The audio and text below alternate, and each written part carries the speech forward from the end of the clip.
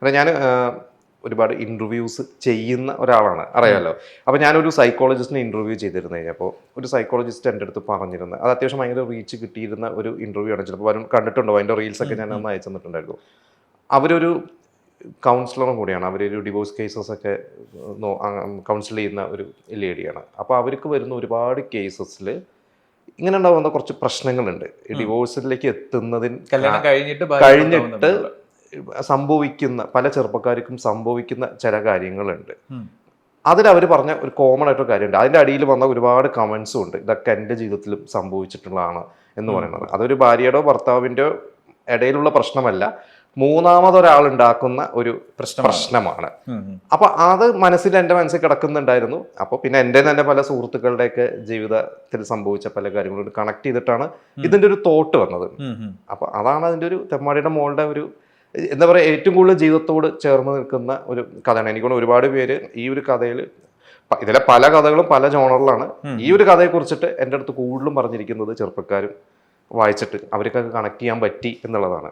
അതായത് ഇപ്പോൾ ഒരു ഭാര്യയെ സംബന്ധിച്ച് ഭർത്താവ് അത്രയും പ്രീഷ്യസ് ആയിട്ടുള്ള ഒരാളാണ്, അയാളിൽ ഒരു കുറ്റങ്ങൾ ഇല്ല എന്നൊരു ഭാര്യ പറയണമെന്നുണ്ടെങ്കിൽ അത്രമാത്രം ഭർത്താവ് കഷ്ടപ്പെടണം അല്ലേ ഇന്നത്തെ കാലത്ത്.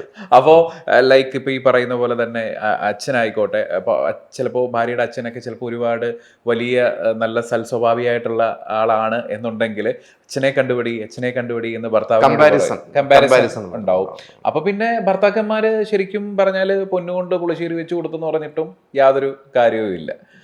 ഓക്കെ, അപ്പോൾ നമ്മൾ ശരിക്കും ഇതിനുള്ള ഒരു സൊല്യൂഷൻ എന്ന് പറയുന്നത് ഒരു റൈറ്റർ എന്ന രീതിയിൽ എങ്ങനെയായിരിക്കും നമുക്ക് സൊല്യൂഷൻ? ഇപ്പൊ ഞാനിപ്പോ ഇതിൽ എഴുതുന്ന ഒരു കഥ കണ്ടിട്ട് ആൾക്കാർ നന്നാവുന്നു അല്ലെങ്കിൽ അത് ജീവിതത്തിലേക്ക് അഡാപ്റ്റ് ചെയ്യണമെന്നൊന്നും ഞാൻ പറയുന്നല്ലേ.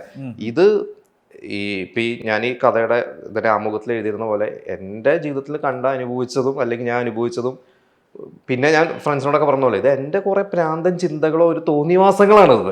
ഇതിന് അങ്ങനെ ഒരു ഫോർമാറ്റോ അല്ലെങ്കിൽ ഒരു റൂൾസോ വെച്ചിട്ട് എഴുതിയതൊന്നുമല്ല. എനിക്ക് തോന്നിയ ഒരു പോയിന്റിൽ തോന്നിയ ഇങ്ങനെ ഒരു സ്ത്രീനെ അല്ലെങ്കിൽ ഒരു പെൺകുട്ടിയെ ആണ് വിവാഹം കഴിച്ചതെങ്കിൽ നന്നാവുമായിരുന്നു എന്ന് എവിടെയും ഒരു തോന്നൽ എനിക്ക് ഒരു ഘട്ടത്തിൽ ഇങ്ങനെ തോന്നി. അങ്ങനെയാണെങ്കിൽ പല ചെറുപ്പക്കാരുടെ ജീവിതം നന്നാവില്ലേ? അതായത് ഒരു തെമ്മാടിയുടെ മകളായിട്ടുള്ള ഒരു പെൺകുട്ടിയാണ് കല്യാണം കഴിച്ചാൽ അതിന്റെ, ഞാൻ പറഞ്ഞ അതൊരു പ്രാന്തൻ ചിന്തയാണ്. ഞാൻ അതൊരിക്കലും ഒരു നല്ല കാര്യം എന്നല്ല ഞാൻ പറഞ്ഞത്. പക്ഷെ അങ്ങനെയാണെങ്കിൽ എന്ന് നന്നാവുമായിരുന്നു എന്ന് എവിടെയോ തോന്നിയ ഒരു ഘട്ടത്തിൽ തോന്നിയ ഒരു കഥയാണ്. അപ്പൊ ശരിക്കും ആ പെൺകുട്ടിയുടെ മുമ്പിൽ ആ ഭർത്താവായിരിക്കും ദേവേന്ദ്രൻ. അതെ, കൂടുതൽ നമ്മൾ പറയണ്ട. അത് ആൾക്കാർ എന്തായാലും ഇത്രയും മനസ്സിലാക്കാൻ പറ്റിയല്ലോ, അത്രേ ഉള്ളൂ. ഞാൻ വായിച്ചപ്പോ മനസ്സിലായല്ലോ അത്.